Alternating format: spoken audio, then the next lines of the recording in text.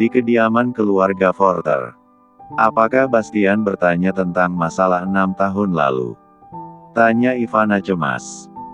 Tiara mengangguk lesu, iya Bu. Entah kenapa aku merasa Bastian mencurigaiku. Semenjak Tria kembali ke negara ini dan bekerja di perusahaan, Bastian selalu memperhatikannya.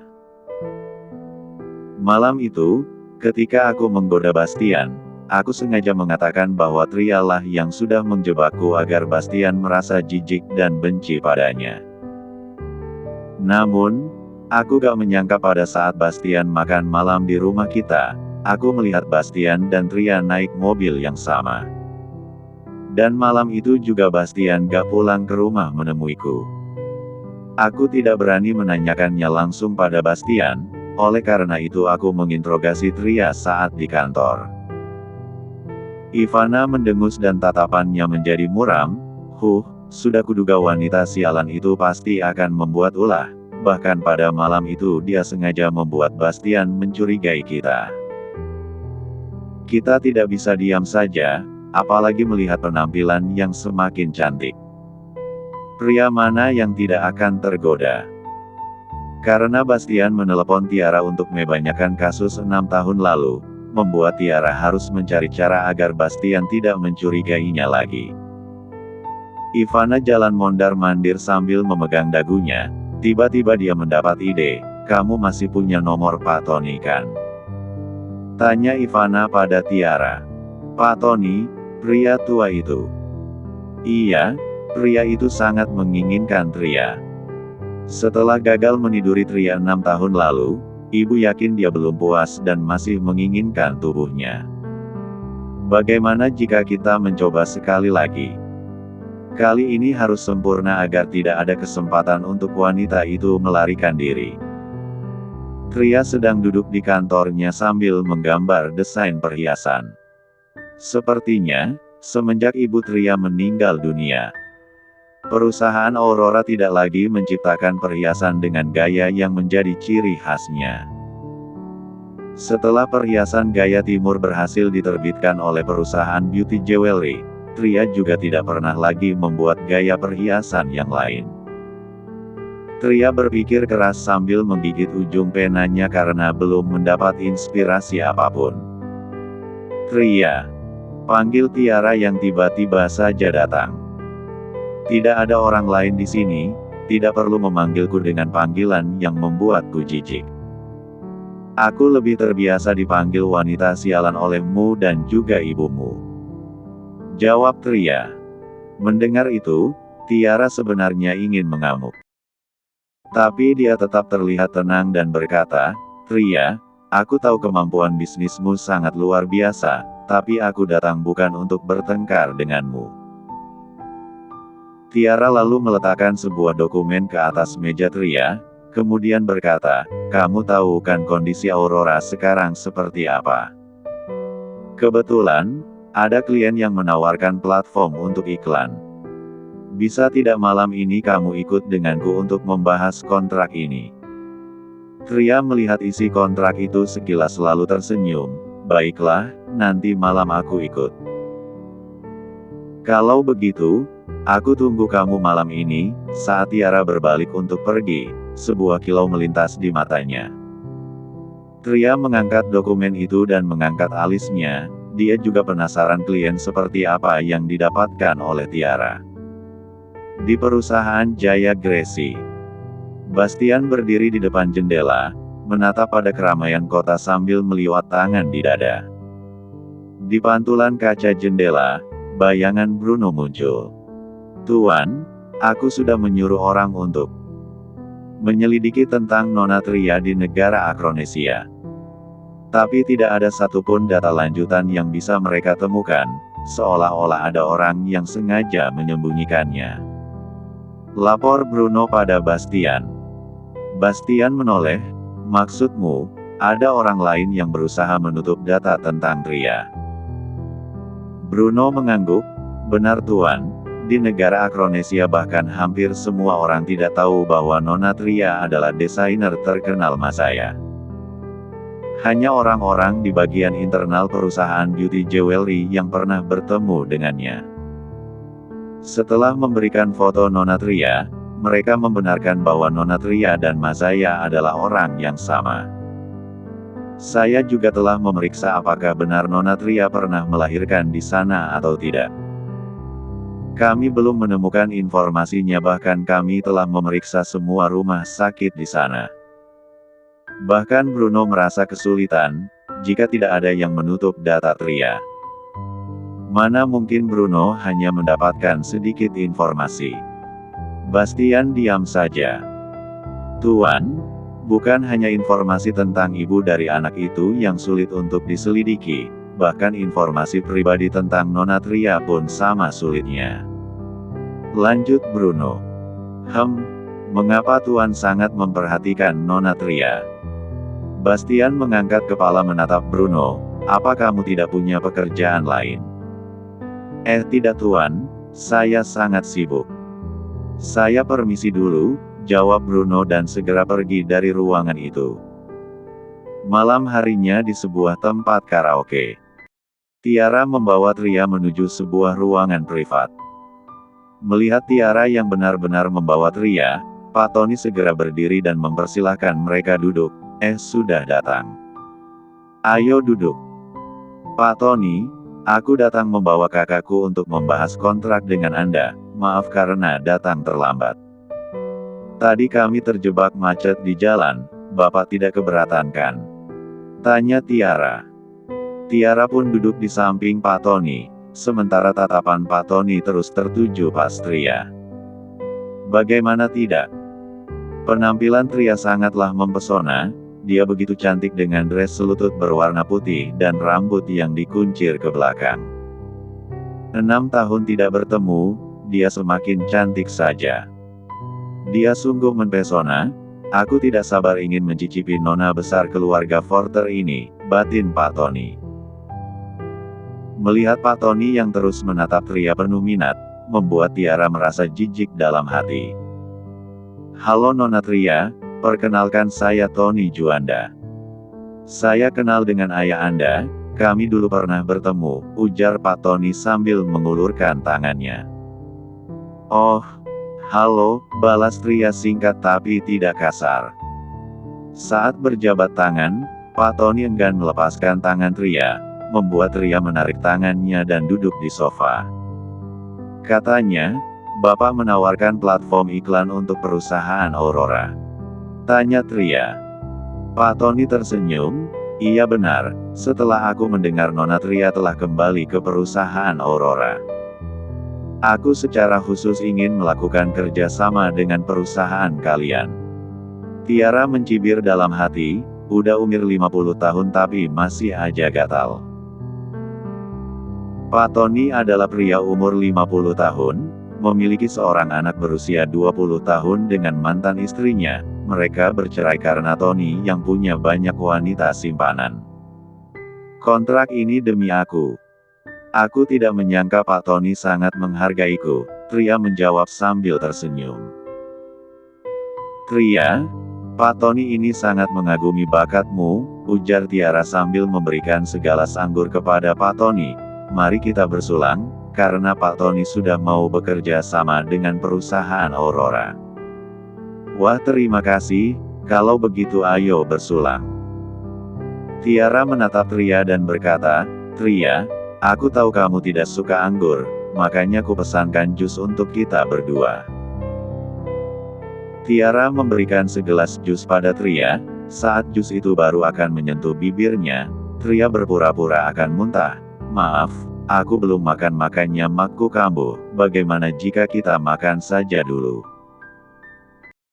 Tiara dan Pak Tony terkejut namun dengan cepat Tony menyuruh Tiara pergi untuk memesan makanan. Tiara yang disuruh-suruh pun hanya pasrah padahal dia sangat kesal. Pak Tony, tolong pilihkan aku lagu, pesan terakhir. Aku ingin bernyanyi, perintah Tria. Tony kemudian mencari lagu tersebut, dan saat dia sedang fokus ke layar, Tria segera menukar jus miliknya dengan milik Tiara. Tiara masuk bersama pelayan membawa beberapa makanan. Tria pun mulai memakan makanan dan meminum jusnya.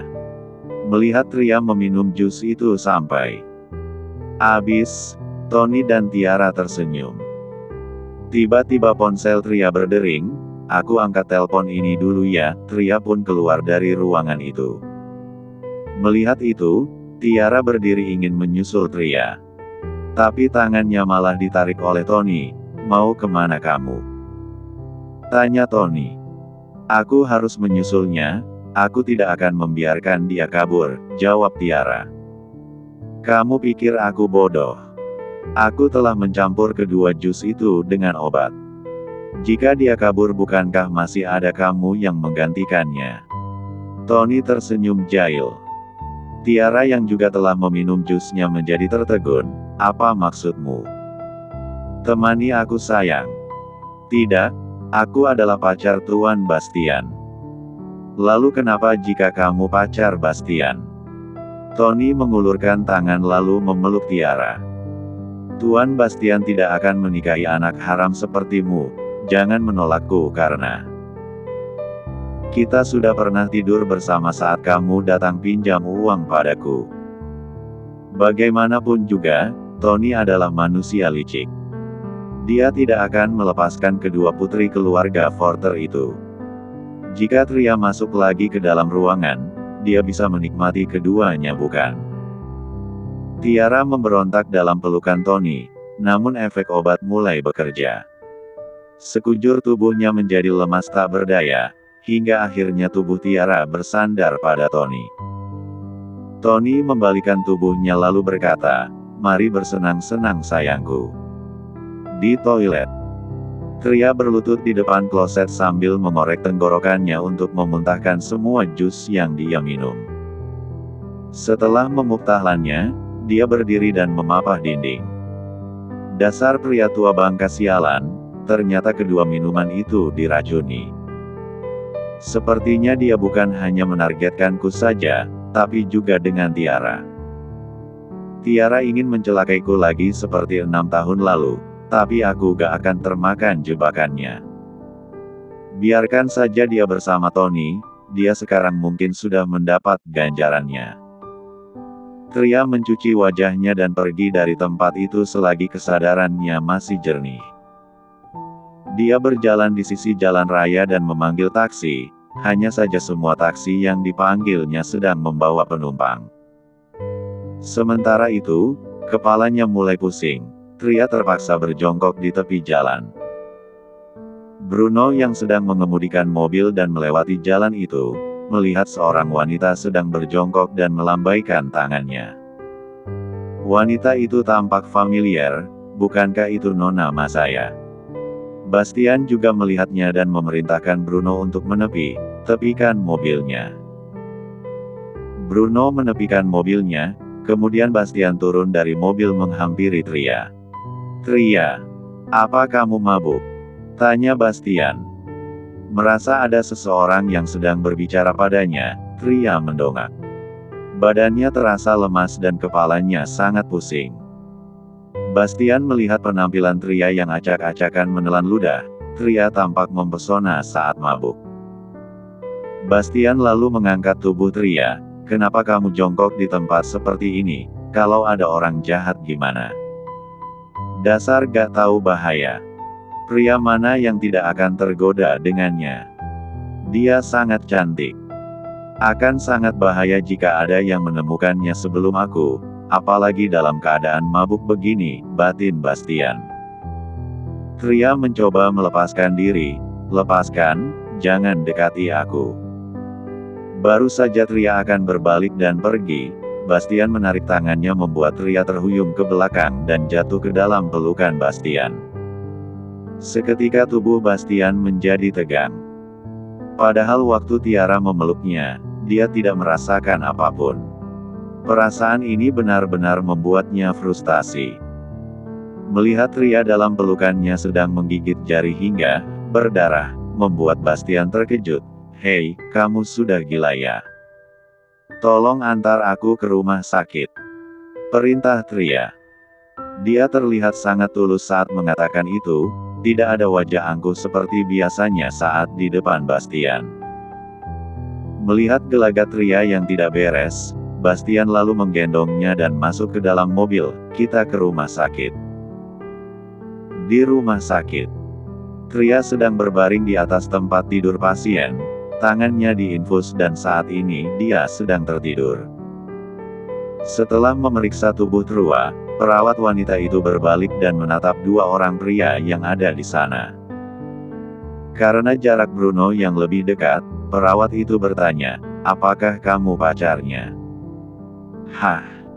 Bruno terkejut dan menatap Bastian. Perawat itu membuka dan membaca kembali rekam medis Tria. "Kenapa kamu menggunakan obat perangsang seperti ini pada pacarmu?" Hubungan badan itu boleh dilakukan atas kesepakatan dua belah pihak. Kalau hanya untuk bersenang-senang boleh saja, tapi ada resikonya. Obat ini sangat keras dan dapat merusak tubuh, jadi jangan sering-sering digunakan ya. "Bukan, aku," sanggah Bruno dengan wajah merah. Padahal dia masih perjaka malah dituduh begitu. Ucapan perawat itu membuatnya merasa ternodai. Perawat itu tidak memperdulikannya lalu keluar dari ruangan. Bruno menoleh pada Bastian dengan wajah sedih. "Tuan Bastian, kamu keluar dulu," ujar Bastian. "Baik Tuan." Bruno pun keluar dari ruangan. Bastian menatap wajah wanita yang sedang tertidur itu dengan seksama. Awal bertemu, dia tidak pernah melihat wajah Tria dengan seksama. Karena wanita ini selalu menampilkan wajah galak ketika berhadapan dengannya. Apakah dia sengaja melukai dirinya untuk mempertahankan kesadarannya saat diracuni orang? Batin Bastian saat melihat gigitan di tangan Tria. Padahal dia sangat pintar tapi masih bisa dijebak, jika malam ini dia tidak berhasil keluar dan tidak bertemu denganku, mungkin saja dia sudah. Tria tiba-tiba bergerak, bulu matanya tampak bergetar seolah telah bermimpi buruk. "Jangan, ku mohon jangan lakukan itu." Tria mengigau, membuat Bastian memanggilnya, "Tria." Dalam mimpinya, Tria bertemu dengan pria 6 tahun lalu yang telah menidurinya. Tetapi wajahnya tidak terlihat sama sekali. Begitu Tria membuka mata, dia terkejut melihat wajah yang muncul di hadapannya. Sontak saja dia menjerit, "Ah! Pelak! Ada apa Tuan?" Bruno mendorong pintu dan masuk ke dalam, namun melihat ada bekas tamparan di pipi Bastian, dia segera berbalik dan keluar. Bruno tidak akan membiarkan siapapun tahu, jika bosnya ditampar orang. "Siapa suruh wajahmu sangat dekat, jadi?" "Aku kira hantu hehehe," ujar Tria yang baru tersadar sambil nyengir kuda, dia pun tampak canggung. Bastian mengelus pipinya yang terasa perih lalu menatap Tria dan berkata, "Padahal aku orang yang sudah menolongmu, bahkan membawamu ke rumah sakit. Bukannya berterima kasih, kamu malah menamparku." "Aku gak sengaja," jawab Tria sambil memajukan wajahnya.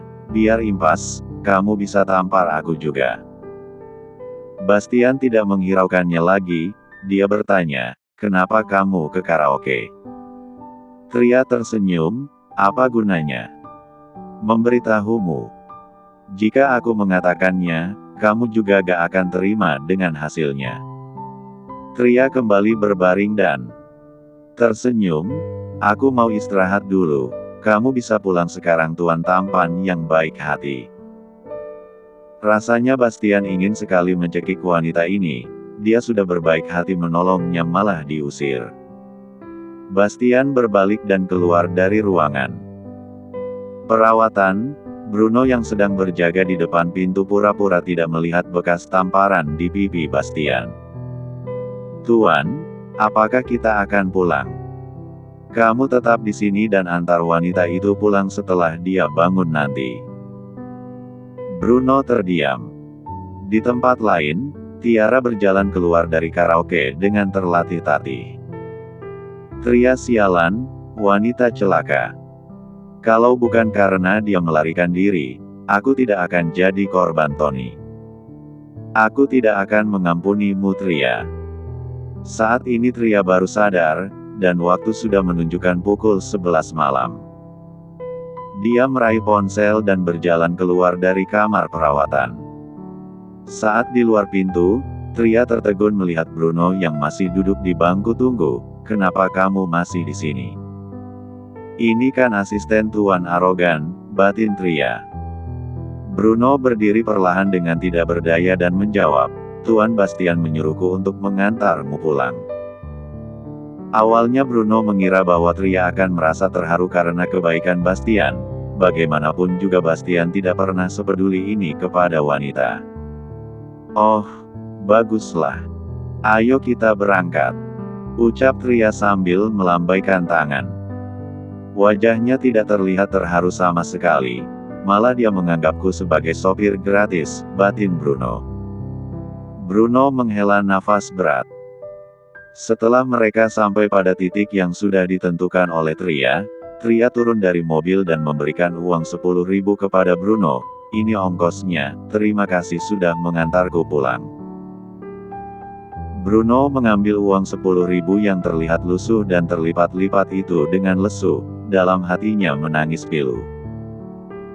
Uang 10.000 mana cukup, beli minyak aja masih harus tambah banyak, ini mobil mahal tahu, batinnya, lalu Bruno tersadar bahwa dia juga bukan sopir. Tunggu dulu, perumahan ini. Bruno tertegun sejenak, Nona Tria juga tinggal di Villa Green. Kenapa begitu kebetulan? Bukankah Nona Clarissa juga tinggal di sini?